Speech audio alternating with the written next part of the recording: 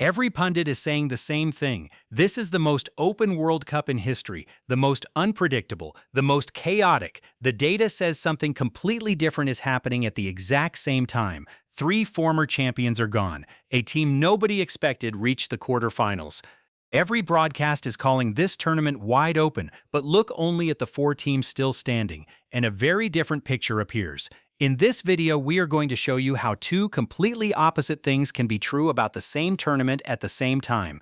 And we are going to explain the math that most people are missing when they call this World Cup unpredictable. Let us start with why everyone believes this is the most open World Cup ever, because the evidence for that claim is real. Three former World Cup champions have been eliminated. Teams with genuine championship pedigree, deep tactical history, and enormous resources are already home. This alone would normally be significant. But it happened alongside something even more unusual. A team with no realistic pre-tournament expectation of a deep run pushed all the way into the quarterfinals, playing with a freedom and quality nobody predicted. All three co-host nations were eliminated early despite the theoretical advantages of hosting. Expanded format brought 48 teams into the competition, adding an entire extra knockout round that never existed in previous tournaments, mathematically increasing the number of opportunities for upsets to occur. Put these pieces together, and the most open World Cup ever narrative writes itself. More teams, more elimination rounds, more chances for the unexpected, and several genuinely unexpected results actually happening. From this angle, the claim looks completely justified. But this entire narrative is built on a specific, incomplete way of measuring what open actually means. It measures surprises across the whole tournament, not what happened at the top of it. Now let us ask a completely different question. Forget everything that happened throughout the tournament. Look only at the four teams remaining right now. At the semi-final stage, these four teams are, in order, the first, second, third, and fourth ranked teams in the entire world heading into this tournament. Not close to the top four, not roughly the top four with one surprising exception. Exactly the top four, in a tournament with 48 teams competing across dozens of matches and an expanded knockout format specifically designed to increase variance and create more room for shocks. This has never happened before in World Cup history. Not once, across every previous tournament, have the top four ranked teams in the world all reached the semifinals simultaneously. Every previous World Cup has had at least one semifinalist ranked outside the top four, often several ranks significantly lower. This single fact is more historically unprecedented than anything happening in the earlier rounds of this tournament, and it points toward the exact opposite conclusion of wide open. It points toward the most predictable semifinal lineup ever assembled. So which is it? Is this tournament open or is it predictable? The uncomfortable answer is that both are true, and understanding why requires separating two completely different layers of the competition. Think of a tournament as having two distinct zones, the middle tier and the top tier. The middle tier consists of teams ranked roughly 10th through 40th in the world, teams close enough in quality that a single moment of brilliance, a favorable tactical matchup, or a slightly weaker opponent can produce a genuine upset.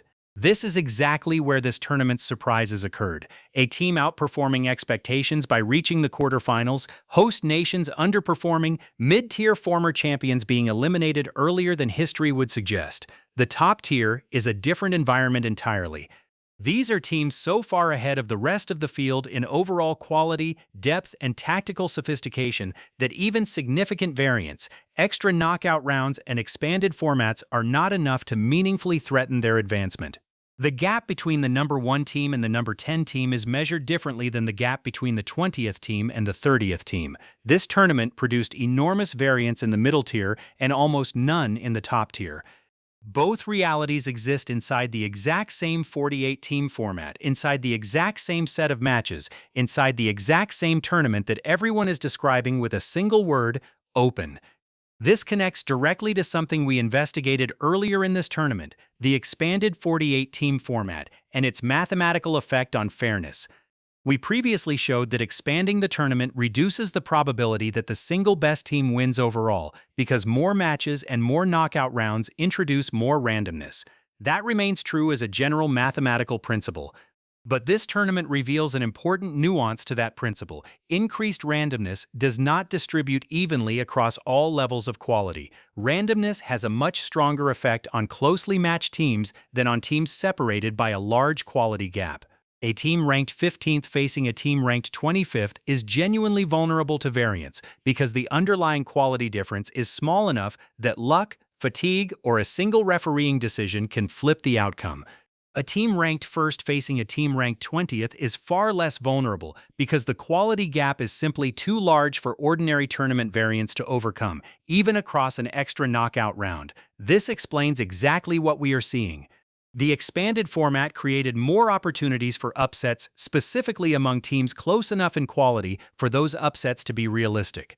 It did not meaningfully increase the probability of the very best teams being eliminated, because the gap between elite teams and everyone else was already too large for random variance to close.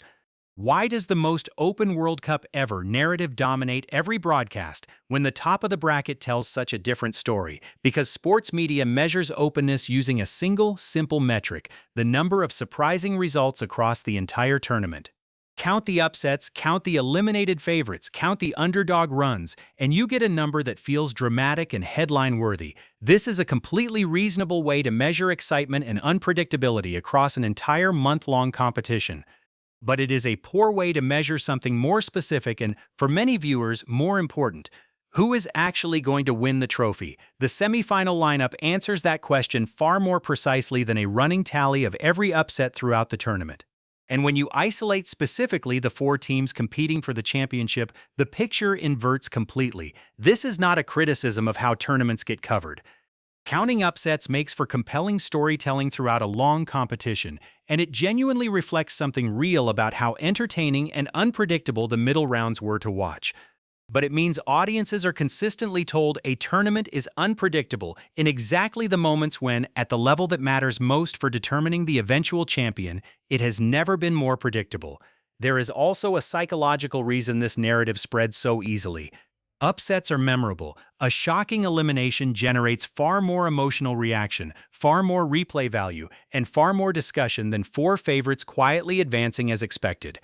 Human attention naturally gravitates toward the surprising story, even when the unsurprising story, four elite teams reaching the semifinals exactly as their rankings predicted, is actually the more statistically remarkable outcome of the two. So what should we actually expect from the remaining matches, understanding both realities simultaneously? Expect the semifinals and final to be closely contested, high-quality matches between genuinely elite teams, because that is exactly what four top four ranked teams produce when they meet each other. Do not expect the kind of dramatic upset that characterized the tournament's middle rounds, because the conditions that made those upsets possible, close quality gaps vulnerable to variance, simply do not exist at this specific stage. This does not mean the outcome is obvious or that one specific team is guaranteed to win. Among four teams this closely matched at the elite level, small tactical decisions, individual moments of brilliance, and manageable variance absolutely still determine outcomes. A late substitution, a set-piece routine, a moment of individual quality from a single world-class player, these remain entirely capable of deciding matches between teams this evenly matched at the very top. But the type of shock that eliminated three former champions earlier in this tournament is a fundamentally different phenomenon than what typically decides a final between the world's top four ranked teams. Understanding this distinction changes how you should watch these remaining matches. You are not watching for another format-driven upset in the way you were during the round of 32 or the round of 16. You are watching genuinely elite competition unfold almost exactly as quality would predict, dressed in the narrative clothing of an unpredictable tournament that, at this specific altitude, simply is not unpredictable anymore. So here is where this leaves the story of this entire tournament.